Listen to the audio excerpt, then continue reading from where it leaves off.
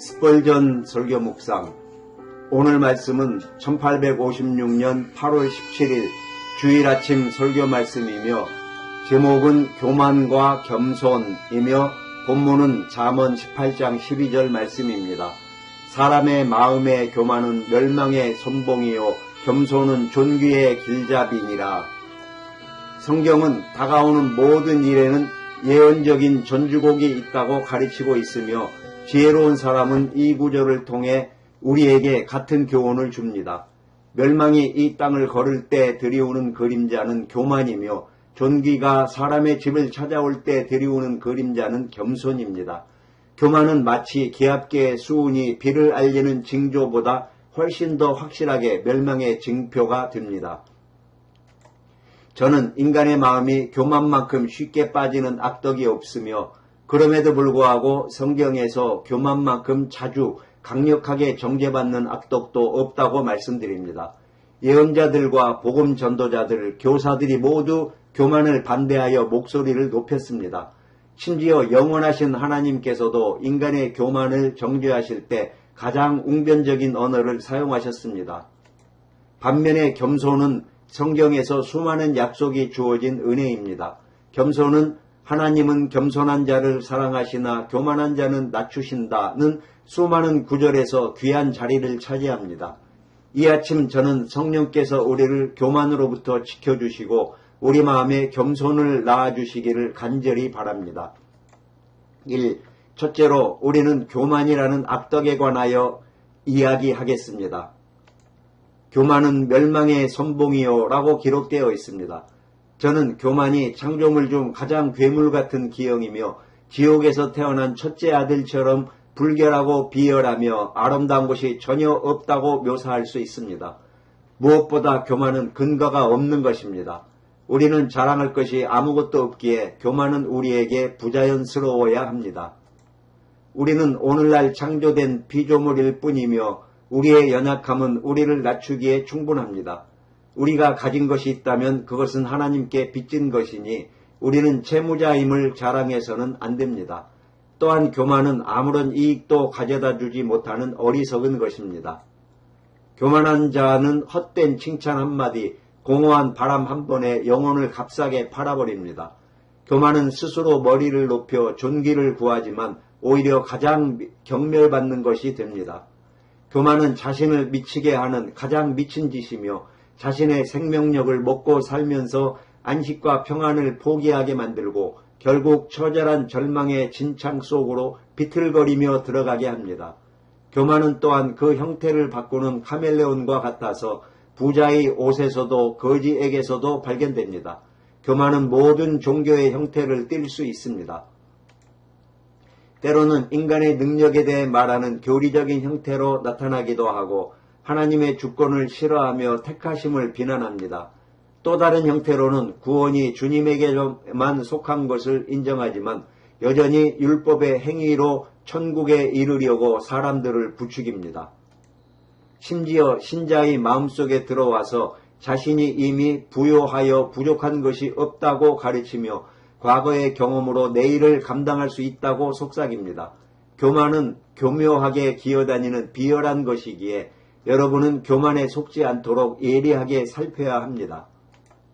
교만의 진정한 왕좌는 바로 인간의 마음입니다. 우리가 교만을 제거하고자 한다면 겉모습이나 언어를 다듬으려 할 것이 아니라 하나님께 간구하여 우리 마음을 교만으로부터 정결하게 해달라고 해야 합니다. 샘이 순수하면 물줄기도 맑아질 것입니다. 저는 교만의 결과가 멸망이라는 것을 성경 속 수많은 사례를 통해 보여드릴 수 있습니다. 한때 빛나는 천사였던 루시퍼가 교만으로 인해 영광을 잃고 타락하여 어둠의 주인이 되었으며 다윗이 자신의 세력을 자랑하며 백성들을 계수한 교만은 그의 땅에 무서운 역병을 초래했습니다. 바벨론의 건축자인 느부갓네살이 내가 건축한 위대한 바벨론이 아니냐 하고 자신을 높였을 때 그는 짐승처럼 되어 풀을 뜯게 되었습니다. 만일 여러분이 스스로를 높인다면 여러분은 확실히 낮아질 것이며 성도들이여 만일 여러분의 마음이 은혜를 자랑하며 교만하다면 여러분에게도 기쁨과 위로의 파괴가 찾아올 것입니다. 교만은 너무 높아서 똑바로 걸을 수 없기 때문에 넘어지기 쉽습니다. 우리는 오직 전능하신 하나님께서 성령의 강한 바람을 보내시어 교만을 쓸어내 주시기를 간구해야 합니다. 둘째로 우리는 겸손은 존귀의 길잡이라는 구절을 간략하게 살펴보겠습니다. 하나님께서는 우리가 존귀를 갖는 것을 금하지 않으셨습니다. 그러나 그분은 우리가 그 존귀를 교만의 구실로 삼지 않도록 겸손을 구하라고 명하십니다. 저는 겸손에 대한 가장 좋은 정의는 우리 자신에 대해 올바르게 생각하는 것이라고 믿습니다. 그것은 자신이 할 수 있는 일을 할 수 없다고 말하며 자신을 과소평가하는 것이 아닙니다.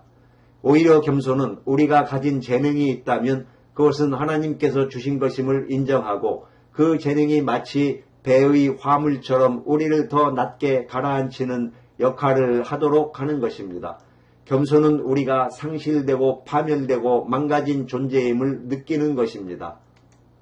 우리가 스스로는 아무런 힘이 없으며 오직 예수님만을 신뢰하고 그분을 찬양하는 것, 곧 자아를 완전히 소멸시키고 예수 그리스도를 전부로 높이는 것이 겸손입니다. 겸손의 왕좌도 역시 마음이어야 합니다.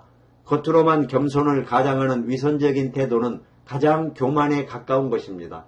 진정한 겸손은 끊임없이 티끌과 재에 대해 이야기하는 것이 아니라 자신의 무가치함에 대한 내재된 느낌을 소유하는 것입니다.